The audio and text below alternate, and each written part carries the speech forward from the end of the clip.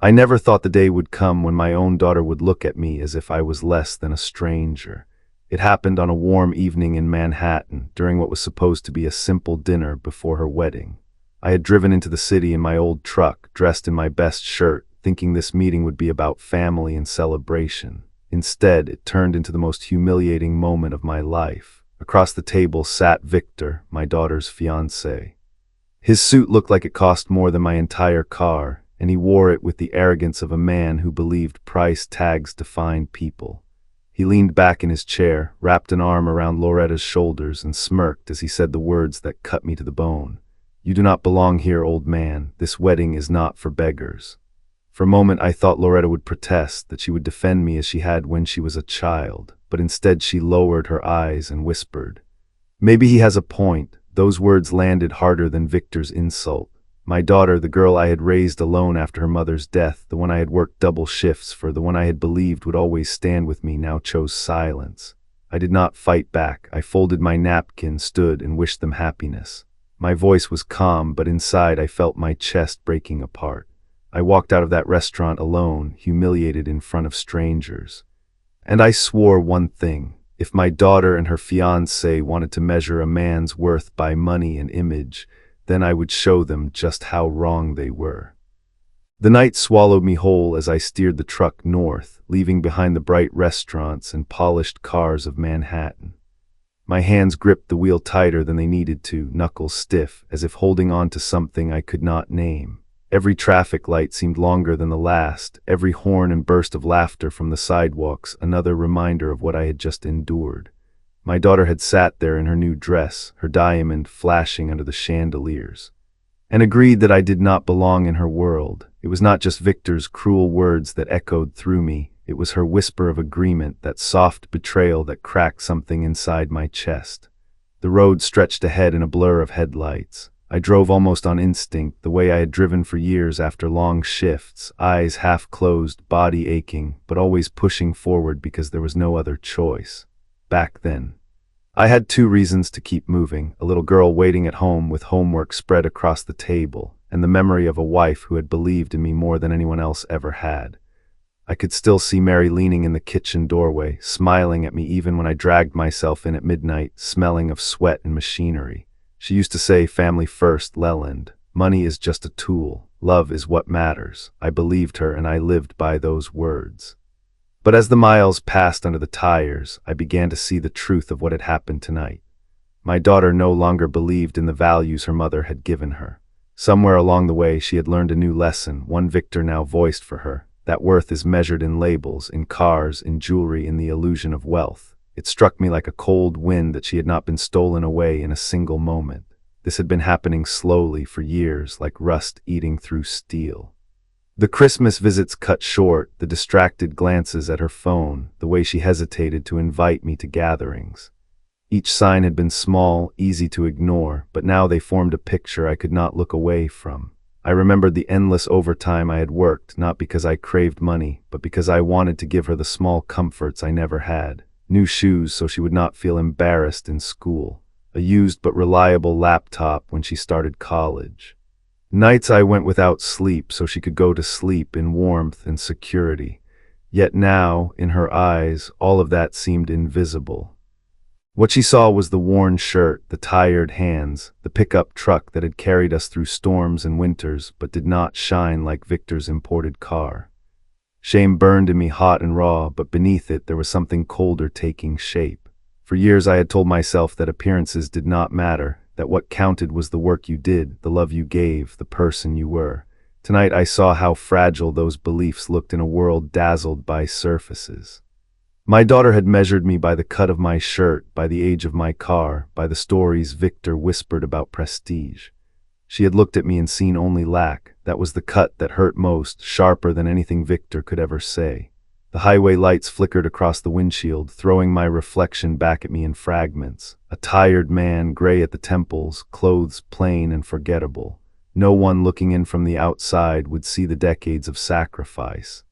The careful investments, the quiet choices that built something extraordinary. They would only see what Victor had chosen to see, a man out of place. I tightened my grip on the wheel. Maybe I had been wrong to believe that goodness and loyalty would always be recognized on their own. Maybe it was time to remind the world that dignity could be dressed in many forms, even in the armor of wealth. By the time I reached the first exit toward Westchester, my anger had cooled into something more precise, a thought I could not shake. If Victor and Loretta wanted to measure me by brands and appearances, then I would give them exactly what they valued. Not because I needed their approval, but because I needed to show them the truth hidden beneath their obsession with status. They had mistaken modesty for weakness, humility for poverty. Tonight they had carved that mistake into me with their words, but I knew something they did not. The man they dismissed as a beggar carried within him more power, more wealth, and more resolve than they could imagine. And I would no longer keep that hidden. As the truck rumbled deeper into the night, I felt the first spark of clarity. What they had meant as humiliation would become the seed of their lesson. They wanted a world built on appearances. Very well, I would meet them in that world and show them that appearances can deceive. When I finally pulled into my driveway, the house sat in silence, the same quiet little place it had been for decades. The porch light flickered faintly, and the siding looked tired, like it had seen too many winters. Most people passing by would assume this house belonged to a man who had just enough to get by and little more. That assumption had been my shield for years, a way to live without attracting the greed or judgment of others. Tonight, however, that same mask of simplicity felt heavy, like a burden I had carried too long. Inside, the air smelled of coffee grounds and old wood. I tossed my keys on the counter and leaned against the sink, staring at the chipped tiles Mary and I had installed with our own hands. Memories pressed close, and for a moment the ache of betrayal returned, sharp and relentless. My daughter thought of me as a beggar. Victor had declared it openly, and she had agreed. Yet in the basement beneath my feet lay the truth, the hidden story of my life's work. I had never intended to use it this way. But humiliation has a strange way of changing a man's course. I walked to the narrow staircase and flicked on the light. Each step groaned under my weight as I descended into the dim basement where the air was cooler and smelled faintly of dust and machine oil.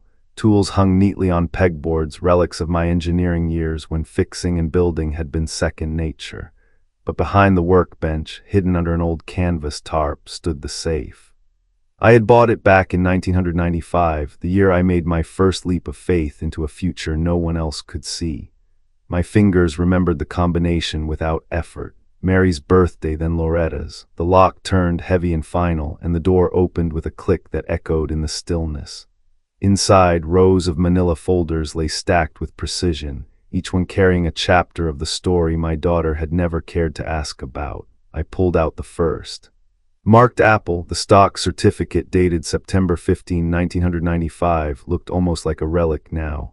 1,000 shares at $50 each, my entire savings back then. My colleagues had laughed, my boss had shaken his head, and even I had wondered if I had lost my mind. But I had believed in the company's potential, and I had been right. I set the folder on the workbench and reached for another, thicker one marked Tesla. The year was 2003 when I invested, when most people thought electric cars were nothing but fantasy. Another 50,000, another gamble that seemed foolish at the time, but gamble or not, the years had proved me right again. Each folder revealed more of the same, decisions that had seemed reckless but were in truth careful, calculated risks rooted in research and conviction. I powered up my old laptop and typed in my brokerage account password. The numbers on the screen glowed almost unreal in the basement light. Apple worth $12 million, Tesla $4 million. Other smaller investments brought the total to $17 million. I stared at the figure. Not with greed, but with a sense of quiet satisfaction. All those nights working overtime, all those sacrifices, all those choices to live simply so that Loretta could have what she needed. This fortune was never about me. It had always been meant for her future. On the top of the pile sat another folder that hurt to look at. Draft papers from my attorney for a trust fund, $10 million intended as her wedding gift. Structured to provide security while encouraging responsibility, it had been my surprise, my final proof to her that her father had always planned for her well-being. And yet tonight she had looked me in the eye and agreed that I was not worthy of standing at her wedding. That gift was no longer possible. It would never be given to someone who could discard her father so easily. I closed the laptop and leaned back in my chair. The folders spread before me like evidence in a trial. To the world I looked like a man of modest means, scraping by in a small house with an old truck. But here was the truth: $17 million, enough to change lives, enough to shape futures. And the daughter who had once held my hand on the walk to school had dismissed me without hesitation, blinded by the shallow glitter of Victor's wealth. The basement felt colder as I sat there, staring at the fortune I had never flaunted. For years I thought living quietly was the noblest path, that true worth required no display, but perhaps I had been wrong. People like Victor only respected what they could see, what they could measure in car brands and wine labels. My daughter had fallen under his spell, and she too had chosen appearances over substance. If that was the world they valued, then I would show them appearances that no one could ignore. I began stacking the folders neatly back into the safe, each click of paper against paper fueling the clarity forming inside me. This was no longer just about money. It was about dignity. It was about reclaiming the respect stripped from me in front of strangers. And it was about teaching a lesson, one that would echo long after the wedding was over. I closed the heavy door of the safe, spun the dial, and stepped back into the dim light of the basement. For 30 years I had hidden this secret, content to let others think of me as a simple man. Tonight I realized secrecy had cost me more than it had protected me. My daughter's betrayal proved that. The truth was waiting, ready to be revealed at the right moment. And when that moment came, neither Loretta nor Victor would ever call me a beggar again. The phone rang the next morning while the sun was barely over the trees. I had not slept. I spent most of the night pacing the living room, sipping coffee that went cold in the mug, replaying every word from the restaurant. My daughter's face haunted me, the way she had looked at Victor as though his approval mattered more than mine. When the shrill sound of the phone cut through the silence, I almost ignored it. But habit won out. I glanced at the caller ID and felt my stomach turn. Loretta. For a moment I let it ring, testing myself. Part of me wanted to slam the phone back down to shut her voice out. But another part, the father who had always answered her calls, lifted the receiver and spoke softly.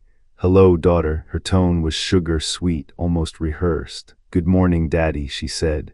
Her voice stretching the word daddy in a way she had not used since she was a teenager asking for favors. "How are you feeling today?" I told her I was fine, though my voice carried none of the warmth she was searching for. There was a pause, and I could hear her shifting, perhaps twirling the expensive ring on her finger. Then the request came, casual and brazen, as if last night had never happened. "Well, Daddy, we've run into a small situation with the wedding. The florist needs payment up front, and the decorator is asking for a deposit. Victor's money is tied up in some very important investments. I was hoping you could help us out." "How much?" I asked, already dreading the answer. 30,000, she said quickly, almost flippantly, as though she were asking me to pick up groceries. "Everyone else's parents are contributing, and of course you would want to help make my special day perfect." The words struck me like ice. Less than 12 hours ago, she had let her fiancé call me a beggar. Now, she wanted me to hand over $30,000 like pocket change. I could hear the bitterness in my own voice as I repeated her words.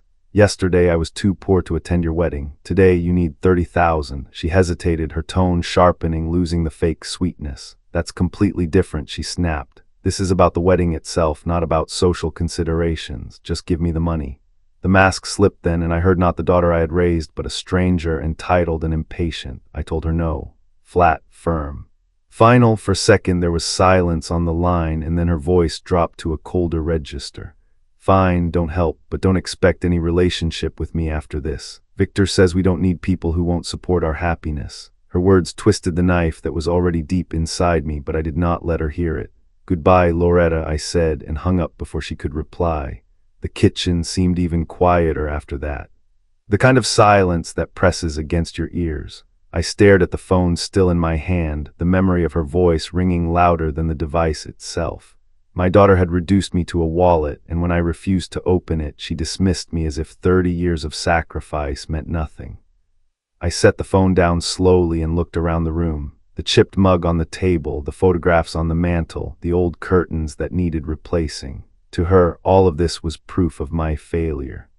But she could not see the truth, that I had chosen to live simply because wealth never defined me. What defined me was love, loyalty, and sacrifice. Yet to her, none of that counted. She wanted money dressed in diamonds and status sealed with luxury logos. I poured another cup of coffee and sat at the table, staring at the calendar. 3 weeks until June 15th, circled in red. 3 weeks until the wedding I was not supposed to attend.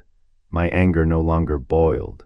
It sharpened into resolve. If Loretta wanted to measure love in dollars, then she would see just how many dollars I could summon. But she would not see them in her bank account or her trust fund. She would see them in front of 200 guests in a spectacle that would strip away every illusion she and Victor had built. The call had been her final mistake, the proof that she had traded her soul for vanity. She had called me a beggar through silence last night. And this morning she had revealed her hand. She wanted my money without my presence, my support without my dignity. I would give her neither. What I would give her was a lesson, one that would haunt her long after the flowers from the wedding had withered and the music had faded. As I sat there, the bitterness eased, replaced by something stronger, purpose. 3 weeks was enough time, enough to plan, enough to prepare, enough to turn humiliation into justice. My daughter and her fiancé believed they had stripped me of power. They were wrong. The call for money was not just a request, it was the spark that lit the fire. The moment I hung up the phone with Loretta, I sat in silence for a long while, staring at the wall as though answers might be written there. My heart still ached, but the raw wound was hardening into something colder, something sharper. Her demand for money had not just been insulting, it had been clarifying. It showed me exactly who she had become and what she valued.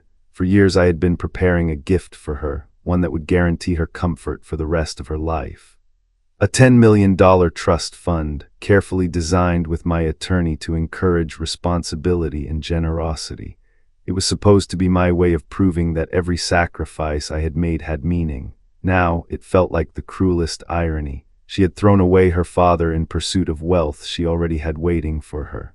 I pulled open the drawer where I kept my lawyer's card, James Thompson, a man who had handled my affairs with quiet professionalism for over 15 years. My hands trembled only slightly as I dialed his number. He answered on the second ring, his voice warm, surprised to hear from me during business hours. "Leland," he said, "you never call at this time. Is everything all right?" I swallowed hard, forcing my voice to stay steady.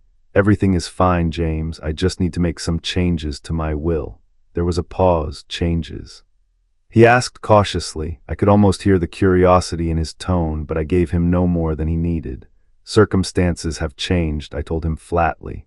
"Loretta's inheritance needs to be revised. She will no longer be the beneficiary of the trust. Instead, I want the bulk of my estate to go toward educational charities, scholarships for children who come from families like mine, children who are told they do not belong."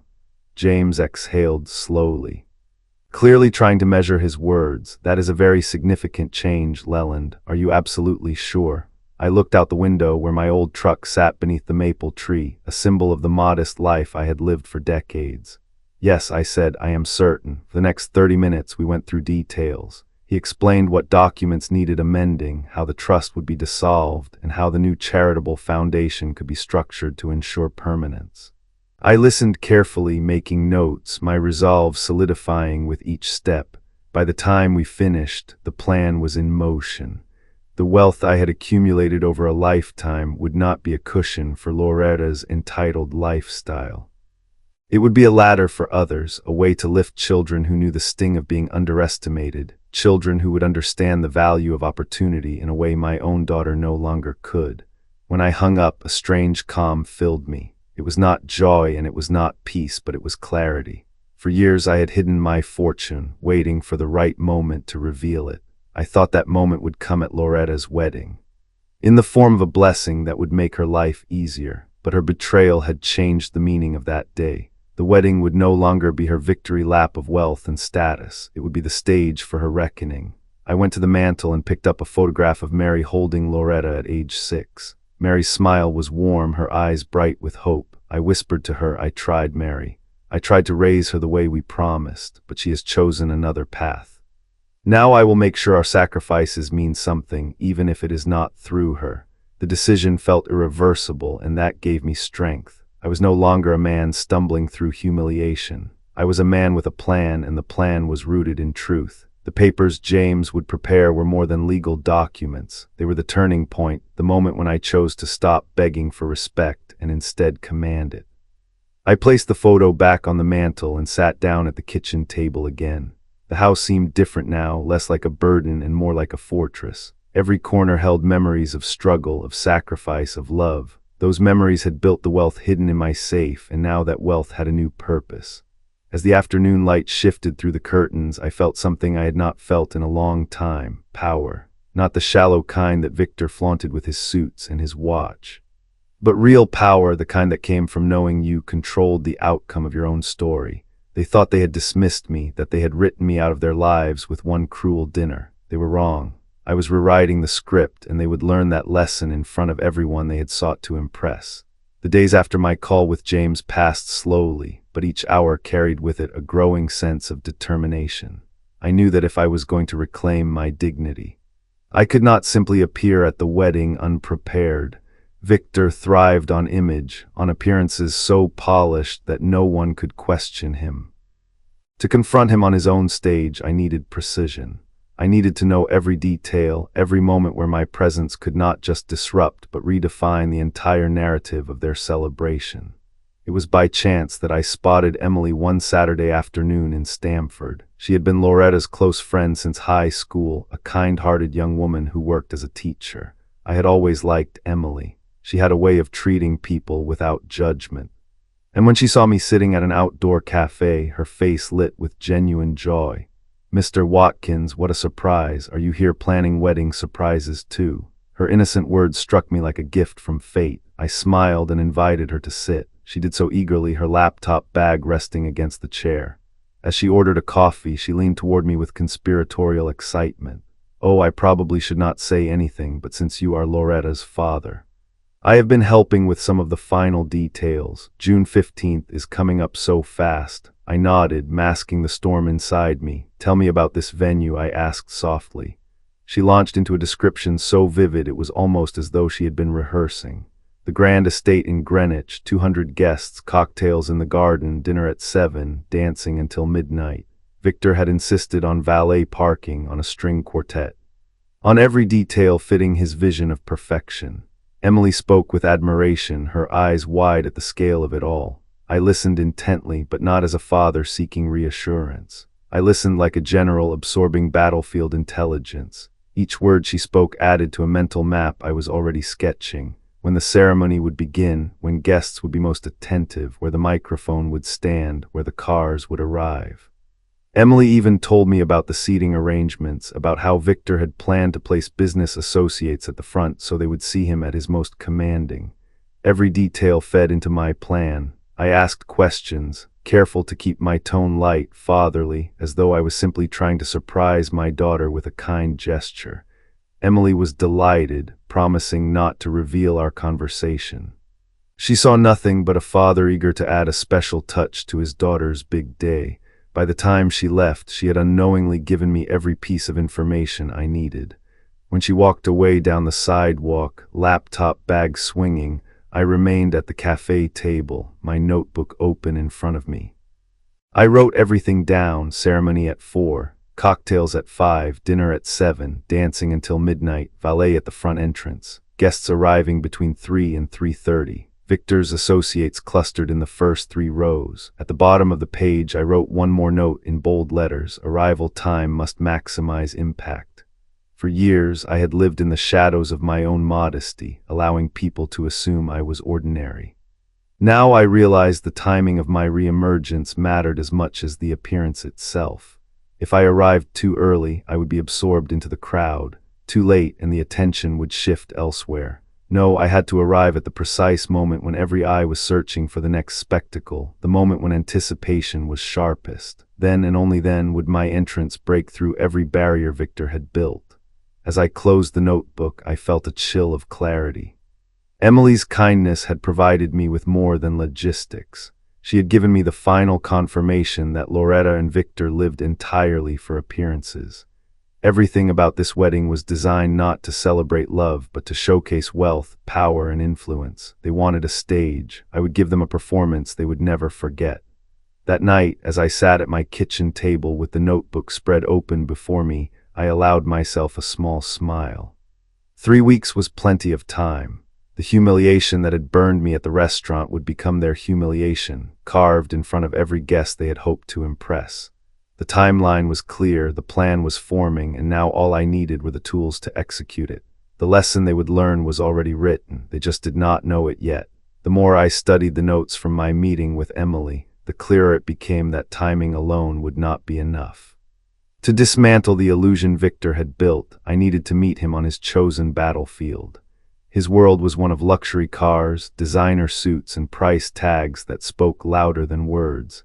If I entered his stage dressed as the man he thought I was, worn khakis and an old pickup, my presence would be brushed aside no matter what truths I carried. But if I entered dressed in the armor of his world, he would have no defense. He would be stripped bare before the very people whose admiration he craved. I thought back to that dinner, to the way he draped his arm around Loretta as if she were a trophy, his watch catching the chandelier light like a signal flare. He had measured me by my shirt and my shoes, dismissing me as less than nothing. Fine. If he believed clothing and possessions determined worth, then I would become the image he worshipped, only I would wield it against him. 2 weeks before the wedding, I took the train into Manhattan and walked the length of Fifth Avenue until the gleaming glass front of a luxury dealership came into view.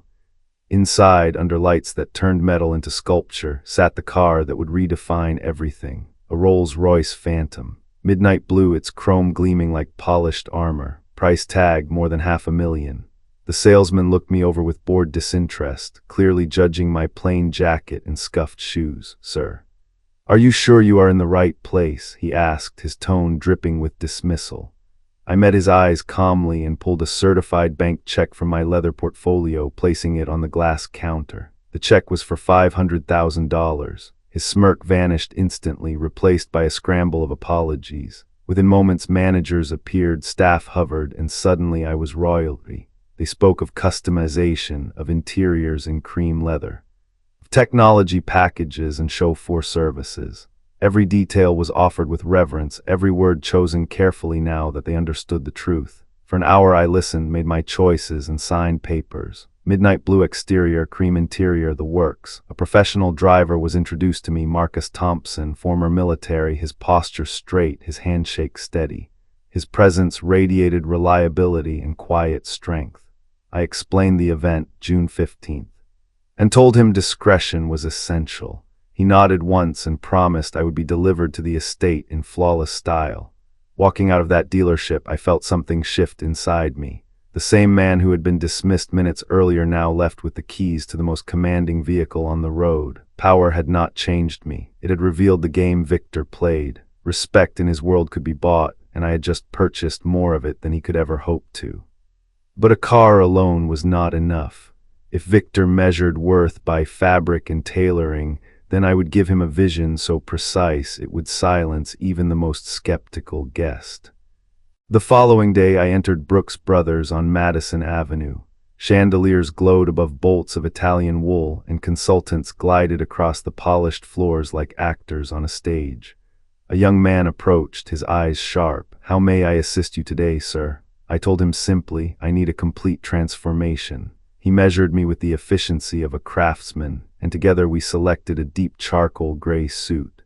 Italian wool so fine it felt like water between my fingers.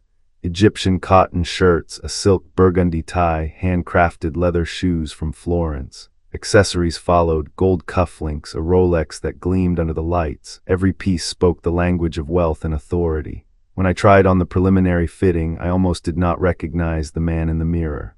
My posture changed, my expression shifted, even my presence seemed different. This was no longer the weary father dismissed as a beggar. This was a man who could walk into any room and command attention without saying a word. The consultant smiled knowingly.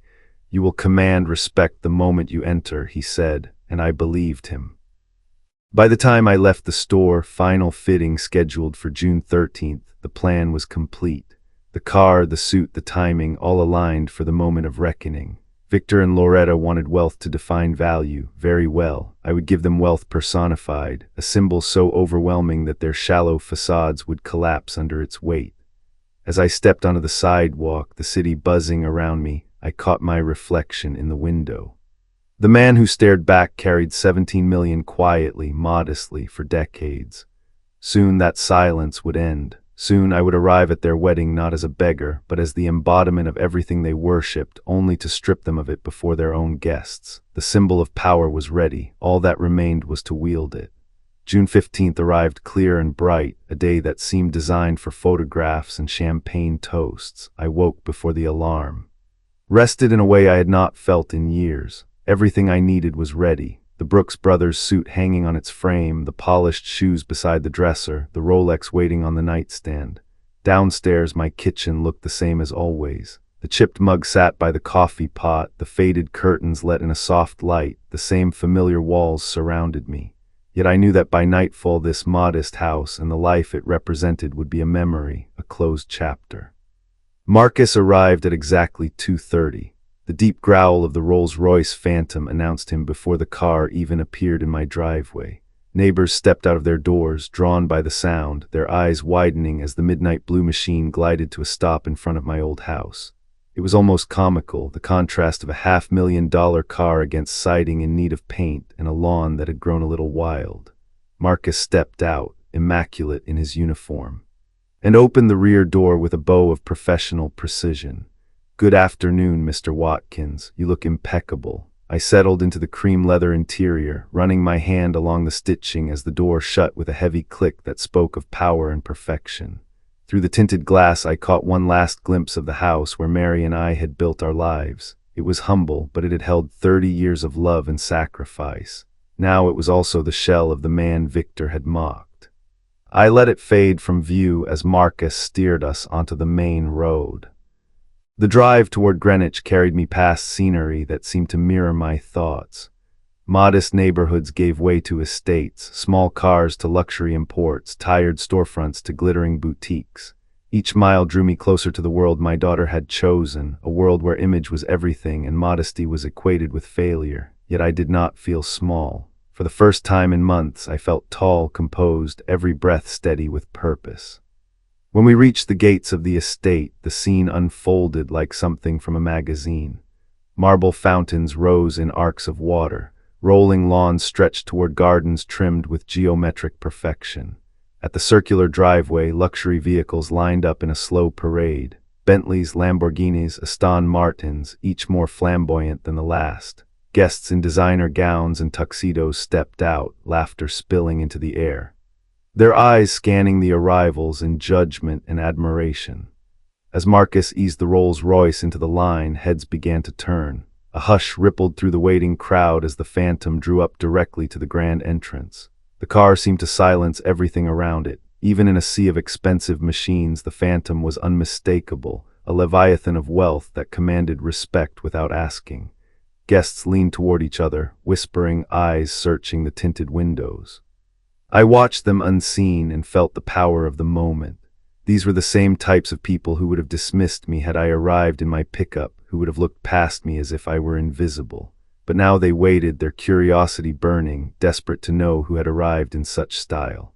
When Marcus stepped around to open my door, I inhaled once, steady and calm. The door swung wide, and I placed one polished shoe on the stone drive. The conversations around us faltered, then stopped altogether. I rose slowly, buttoning my suit jacket, the Rolex catching the late afternoon light. In that instant, the silence was complete. 200 pairs of eyes fixed on me, measuring, calculating, and finding something that shattered their expectations. Near the garden entrance, Loretta and Victor stood greeting guests. Loretta froze, her champagne glass pausing midair, her face shifting through confusion, recognition, and shock. She whispered urgently to Victor, who turned and locked eyes with me. His confident smile flickered, then vanished entirely. He saw what the others saw, not a beggar, not a man out of place, but someone whose presence eclipsed his own. As I walked forward, every step deliberate, the scene around me became a portrait of contrast. Behind me lay the life of simplicity, the old house and pickup truck. Ahead of me stretched marble columns, crystal chandeliers, and people intoxicated by wealth. And here I was, the bridge between both worlds, carrying the truth of sacrifice in my heart and the armor of wealth on my shoulders. It struck me then that the contrast was not just for them, it was for me as well. I had lived quietly, believing humility was enough. But tonight humility would not be seen. Tonight they would see power, and they would understand that beneath it stood a man they had underestimated for the last time. The murmurs followed me as Marcus closed the car door behind me and the Rolls Royce settled into silence. For a moment I let the eyes of 200 guests linger, let the weight of their whispers ripple through the air like wind through tall grass. Who was I, they wondered, whose father, whose associate, whose benefactor had arrived in such commanding style? They measured the cut of my suit, the gleam of the watch, the slow confidence of my steps. And already their minds were rewriting the story they had been told. The beggar had become someone else entirely. I had chosen this moment with care. Emily's briefing had made it clear when the greatest number of eyes would be fixed on the entrance. Guests had arrived, drinks were flowing, conversations buzzing, but the ceremony had not yet begun. People were restless, scanning for spectacle, and spectacle was exactly what I delivered. As I walked toward the terrace where Loretta and Victor stood, heads turned in sequence, one after another, until the hum of chatter collapsed into a hush. My shoes struck the stone pathway with crisp precision, each step an announcement. The afternoon sun caught the curve of the Rolls Royce behind me, casting a gleam across the marble columns. The image was deliberate, every piece of it arranged for maximum effect. Loretta was the first to recover from shock. Her face paled, then flushed, then hardened into a brittle smile. She gripped Victor's arm and hissed something into his ear. Victor's reaction betrayed more than he wished. His jaw tightened, his posture faltered, and the smirk he so often wore evaporated. I could see calculation in his eyes, a desperate attempt to reconcile the man he had mocked with the figure now advancing through the crowd. Guests leaned toward one another, voices low but urgent. "Is that Loretta's father?" someone whispered. "I thought he was poor. Look at that car, look at that suit." Phones appeared discreetly, capturing the moment, the first sparks of a fire that would soon consume the evening. I reached the garden entrance and accepted a champagne flute from a waiter. My fingers steady, my face calm. "Lovely venue," I said, my tone smooth, as though complimenting a neighbor on a well-kept lawn. "You have excellent taste." Victor stammered something about being delighted I could make it, that there must have been a mistake with the invitation. I let him speak, each word digging the hole deeper. Everyone nearby heard his scrambling, his sudden shift from arrogance to desperation. I did not raise my voice or make a scene. I let silence do the work. Silence is powerful when people expect noise. I sipped the champagne, my gaze sweeping across the guests, acknowledging their curiosity without yielding to it. In that stillness, I became more than a man. I became the unanswered question, the disruption to their perfect script, the story they would whisper about long after the wedding had ended. Victor tried to reclaim control, patting my shoulder, gesturing toward the terrace, as though I were a late arrival to be absorbed into the celebration. But the truth was plain, the celebration now revolved around me. Every eye followed, every mind reevaluated the arrogant groom who had boasted of his connections while dismissing the man now commanding the room without a word. Loretta's hand trembled as she adjusted her hair, her smile brittle and strained. In her eyes I saw not only shock but fear, the dawning realization that she had miscalculated. The father she had dismissed was not the man she thought she knew. I let the tension hang there, a carefully timed pause before offering the simplest of nods. "Thank you for including me," I said quietly, though we both knew he had done everything to exclude me. It was not the words that mattered, but the way they sounded. Calm, steady, certain. The voice of a man who belonged not because he was invited, but because he had chosen to belong. The entrance was complete, every detail unfolding as planned. I had arrived not as an outcast, not as a beggar, but as the storm that would soon break across their carefully constructed world. The stage was set. The audience was mine. The transition from cocktails in the garden to the reception in the ballroom unfolded with the polished grace Victor had paid for. Crystal chandeliers glowed above tables dressed in white roses and gold. A string quartet played softly in the corner. And 200 guests carried their conversations like a tide that swelled and broke around me. but beneath the refinement I could feel it, an undercurrent of curiosity, eyes drifting toward me again and again, whispers circling like eddies in water. The man Victor had called a beggar now sat in their midst dressed in Italian wool, sipping champagne and commanding silent respect. I knew my moment was approaching when the wedding coordinator, clipboard in hand, tapped the microphone. "Ladies and gentlemen," she said brightly, "before we begin dinner, we invite the bride's father, Mr. Watkins, to offer a few words." A polite wave of applause followed, but the sound was thin, expectant. They were waiting, leaning forward, wondering if I would confirm or deny the story they had heard. I stood, smoothing my jacket with deliberate calm, and walked to the microphone. The room hushed at once. Even the quartet lowered their bows. I felt every eye in the ballroom on me, 200 guests balancing on the edge of anticipation. At the head table, Loretta's face was pale, her smile frozen, her fingers clenched around her napkin. Victor tried to maintain composure, but the sheen of sweat on his forehead betrayed him. I began simply, "Thank you all for being here to celebrate my daughter's wedding. This is indeed a magnificent venue, and no expense has been spared to make the day memorable." Polite murmurs followed. Victor exhaled, believing perhaps I would play the role he had scripted for me, the grateful father offering blessings and then fading into the background. He was wrong. I let the silence stretch before I continued. "Some of you may not know me well. I am Leland Watkins, Loretta's father, the same man who not long ago was described as a beggar." The word rang out sharp as glass in the hushed room. Conversations froze mid-sentence. Glasses trembled in hands. Near the head table, Victor's face drained of color. I reached into my jacket and withdrew a folded set of documents. "These," I said, "represent my investment portfolio. Current value $17 million. The reaction was immediate: gasps, whispers, the scrape of chairs as guests leaned closer. Phones lifted discreetly, capturing every word. I held up the brokerage statements, the official letterhead clear for those nearest to see. Apple stock purchased in 1995, Tesla stock acquired in 2003. Each decision ridiculed at the time, now worth millions. Loretta's champagne glass slipped from her fingers and shattered on the marble floor. She whispered, "Dad, please," but her voice was lost in the storm of murmurs spreading through the crowd. I kept my tone calm, measured, steady. "I am not and have never been a beggar. I am a father who sacrificed, who worked, who believed in family above all. But 3 months ago I was told to my face that I was not worthy of my daughter's wedding." Victor shot to his feet. "This is ridiculous," he barked.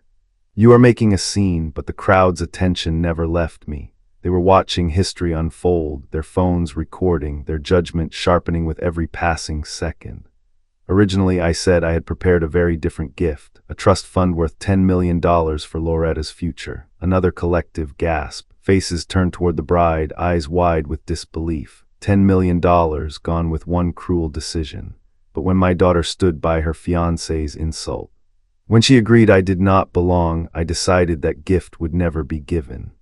Instead, I announced, "My fortune will be donated to educational charities, scholarships for children told they do not belong. Children who will not be measured by the clothes on their back or the car they drive." I unfolded the signed documents, the ink still fresh, proof that the choice was final and binding. Chaos broke in the room. Guests whispered furiously, some openly staring at Victor with disdain, others shaking their heads in disbelief at Loretta. She rose from her seat, tears streaking her face, and stumbled toward me. "Dad, please, we can work this out," she begged, her voice breaking. I met her eyes with calm sorrow. "Some choices cannot be undone," I told her. "You chose his money over your father's love. Now you live with that choice." Behind her, Victor's composure shattered. He raged, shouting at me, at the guests, at anyone who would listen.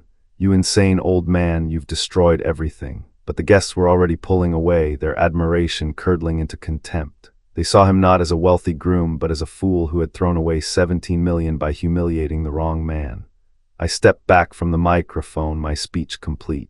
I had stripped away their masks, revealed the truth behind the glitter, and reclaimed my dignity.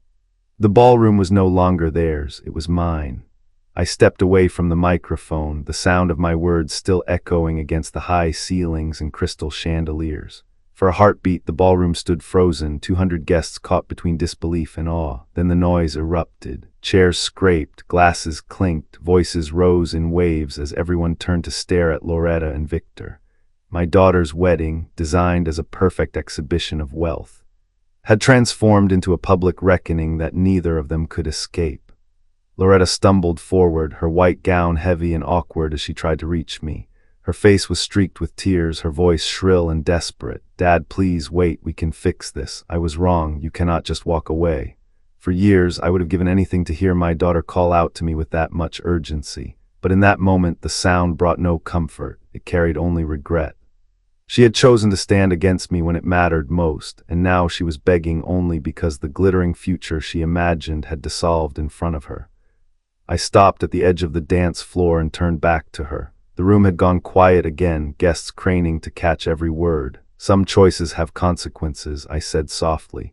"You made yours 3 months ago when you called me unworthy. Tonight I made mine." She reached for me, but I stepped away. The distance between us felt wider than the ballroom, wider than years. Behind her, Victor's rage boiled over. He shoved his chair back and stormed toward the head table, his voice cracking with fury. "This is madness," he shouted. "Do not listen to him. He is lying, he is nothing." But the words sounded hollow now. No one believed him. Men who had once been his business associates leaned away, whispering behind their hands. Women in designer gowns shook their heads, eyes sharp with judgment. Phones captured his every move, recording his collapse for the world beyond the ballroom.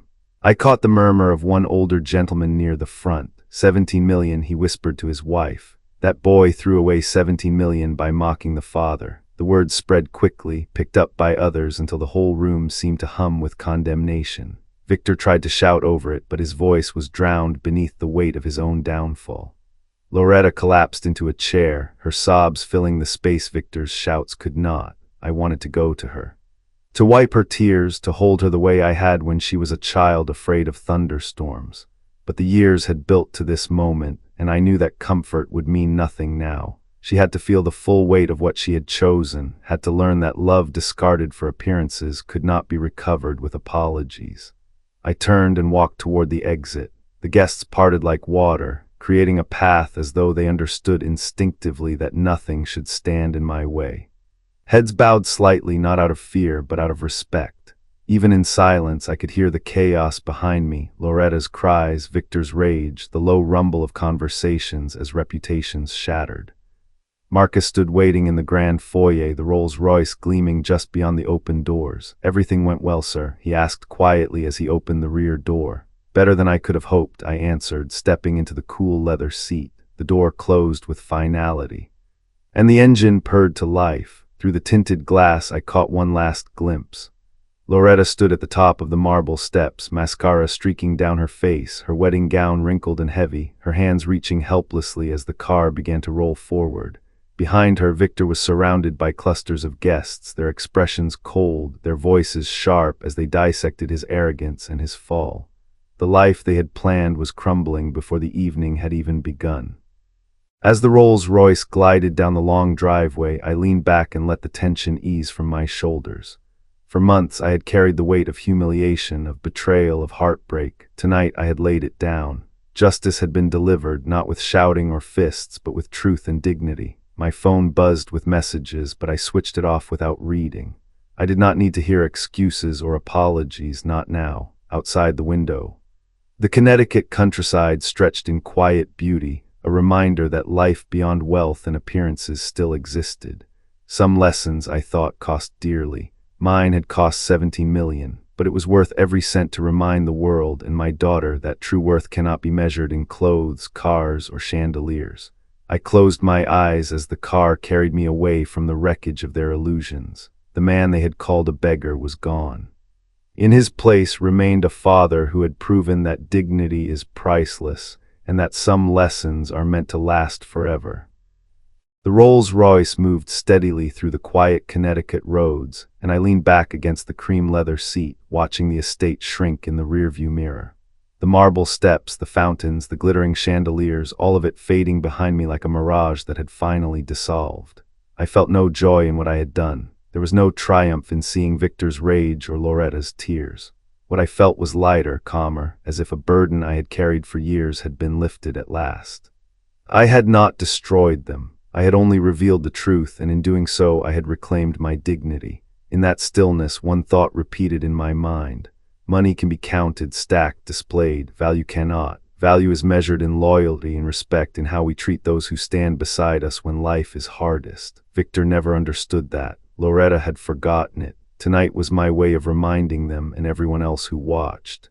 That wealth without love is only an empty performance. A few days later, I found a letter slipped into my mailbox. The handwriting was shaky but familiar. Loretta, she did not ask for money. She did not argue. She asked to see me, to talk, to apologize. I stood on the porch holding that envelope, reading her words twice, 3 times. For the first time in months, I felt something other than anger or sorrow. I felt possibility.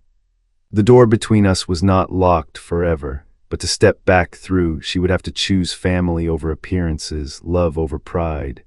Until then, I would wait, not as a beggar, not as a forgotten father, but as a man who knew his worth.